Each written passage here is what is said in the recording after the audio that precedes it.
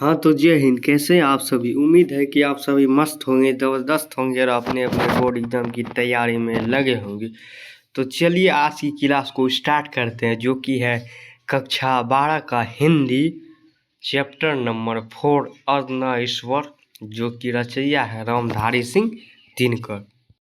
चलिए कल की क्लास में आप लोग को पार्ट 1 वीडियो में जो कि 1 से लेके 5 तक पढ़ा चुके थे, आज 6 से लेके जहाँ तक है 10 तक है वहाँ तक पढ़ाऊँगा। तो चलिए आज की वीडियो को स्टार्ट करते हैं बिना देरी किए हुए।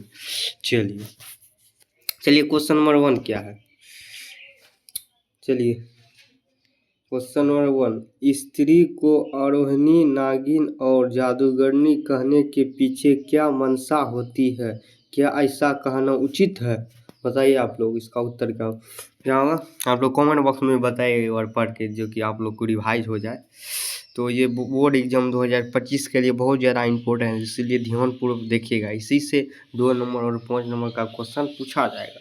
इस चैप्टर से बाहर सब्जेक्टिव क्वेश्चन बाहर नहीं पूछा जा सकता, क्योंकि हम जितना बुक का था सारा इसमें करा दिए हैं। चलिए उत्तर की ओर। स्त्रियों को आरोहिणी, नागिनी या जादूगरनी कहने के पीछे सबसे बड़ी मंशा यह है कि पुरुष उसे ऐसा कहकर अपनी दुर्बलता अथवा कल्पित श्रेष्ठता के दुरानों में सहायता मिलती है। असल में देखा जाए तो विकार नारी में भी है, नर में भी है। नर में तो है। नाग और जादूगर के गुण नारी से भी अधिक है। चलिए अगले नंबर क्वेश्चन नंबर 7 की ओर चलिए।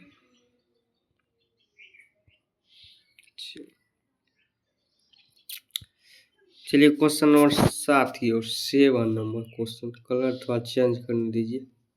चलिए, नारी की पराधीनता कब से आरंभ हुई? बताइए आप लोग क्या?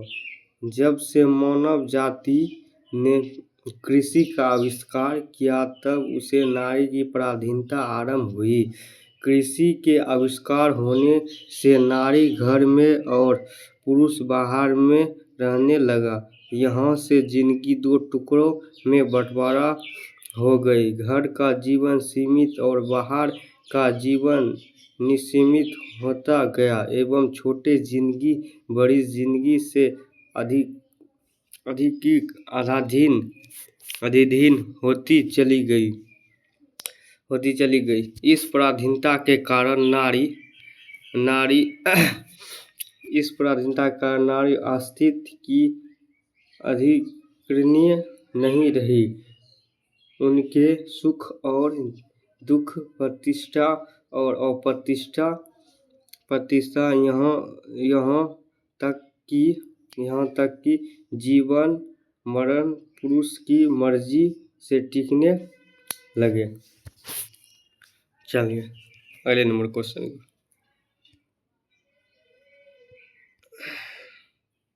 चलिए 8 नंबर क्या? प्रसंग स्पष्ट करें। चलिए क्वेश्चन नंबर 4 की ओर। प्रत्येक पत्नी अपने पति को बहुत कुछ उसी दृष्टि से देखती है जिस दृष्टि से लगता है अपने वृक्ष को देखती है। चलिए इसका आंसर क्या होगा? चलिए देखिए इसका आंसर क्या होगा। चलिए, प्रस्तुत पंक्तियां रामधारी सिंह दिनकर द्वारा रचित अर्धनारीश्वर पाठ से ली गई है। इन पंक्तियों के माध्यम से लेखक ने नारी जाति की पराधीनता की बात बताई है। लेखक का कहना है कि कृषि का विकास सभ्यता का पहला सोपान था, किंतु उस पहली ही सीढ़ी पर सभ्यता ने मनुष्य से भारी कीमत वसूल कर ली। आज प्रत्येक पुरुष अपनी पत्नी के फूलों सा आनंदमय भार समझता है।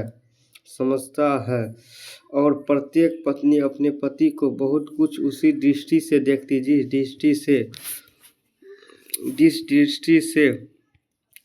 दृष्टि से लगता है अपने वृक्ष को देखती है।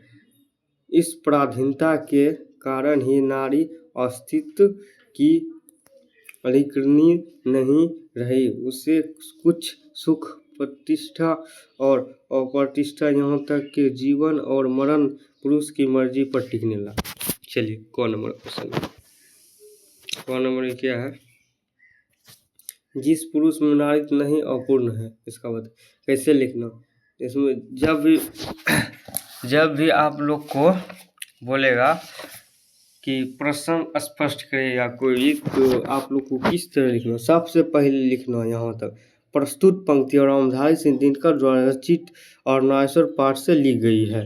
ठीक है, यहाँ तक जितना कोई भी चैप्टर में कुछ लिखना है, जैसे प्रस्तुत पंक्तियाँ रामधारी जगदीश शर्मा जो चैप्टर है उसको लिख के उसके बाद तब यहाँ तक सब में लिखना। ठीक है, यहाँ पे राइटर और चैप्टर का नाम चेंज कर देना। उसके बाद लेखक का कहना है कि तात्पर्य वो जो होगा वो अपने हिसाब से लिखना। तात्पर्य यह है कि जिस पुरुष में नारीत्व नहीं होती, यानी उनमें नर का भी कुछ गुण होना चाहिए। नारी पुरुष को बहुत सहयोग करती है। ऐसे बिल्कुल नहीं है कि नर के अंदर नारी का गुण नहीं आना चाहिए, और नारीश्वर का मतलब कि दोनों अर्थात नर और नारी दोनों एक दूसरे के बिना अधूरा है। चलिए और क्या है? अतः पुरुष अपने भी नारीत्व होना चाहिए, अगर ऐसा नहीं है तो वे अपूर्ण है। चलिए 9 नंबर क्वेश्चन खत्म हो गया। को और खो में प्रश्न था और और खो में आंसर था। और अगले नंबर क्वेश्चन 9 नंबर देखिए क्या 9 नंबर में क्या है, आप देखिए। जिस भी पुरुष अपने कर्मक्षेत्र मानता है वह नारी का भी कर्मक्षेत्र कैसा? चलिए, नारी केवल नर को रिझाने अथवा उसे प्रेरणा देने का नहीं बनी है। जीवन अज्ञान में उनका भी अपना हिस्सा है, और वह हिस्सा घर तक ही सीमित नहीं है, बाहर भी है। जिसे भी पुरुष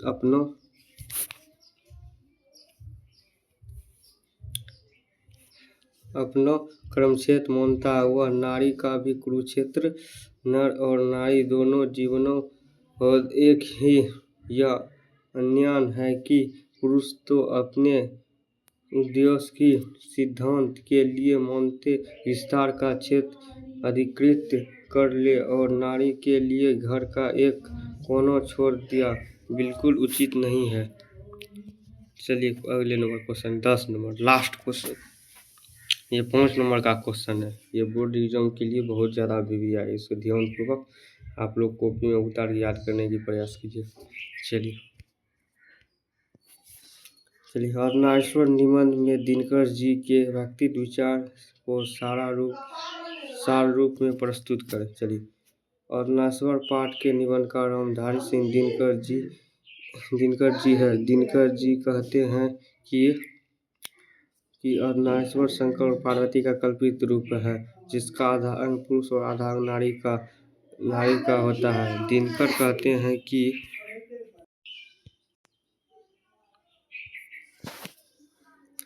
और नागेश्वर शंकर और पार्वती का कल्पित रूप है, जिसका आधा अंग पुरुष और आधा अंग नारी का होता है। निबंधकार कहते हैं कि नारी पुरुष गुणों की दृष्टि के सामने यदि नर में तय गुणों की दृष्टि से समान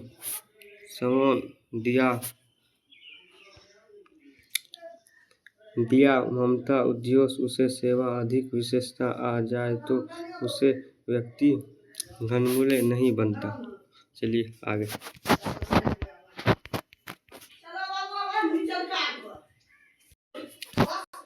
बल्कि और अधिक निखर जाता है। इसी तरह प्रत्येक स्त्री पुरुष का तत्व है, परंतु सिद्धार्थ को उसे कोमल शरीर वाली पुरुष को आनंद देने वाली रचना घर के दीवारों में रहने वाली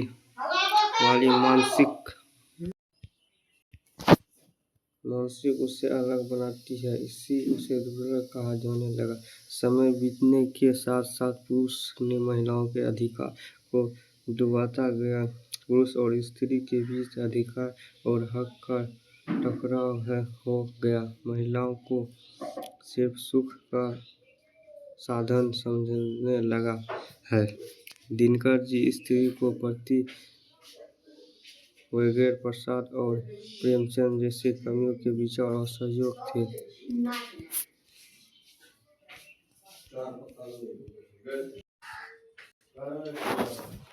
साधन समझने लगा। दिनकर जी स्त्री के पति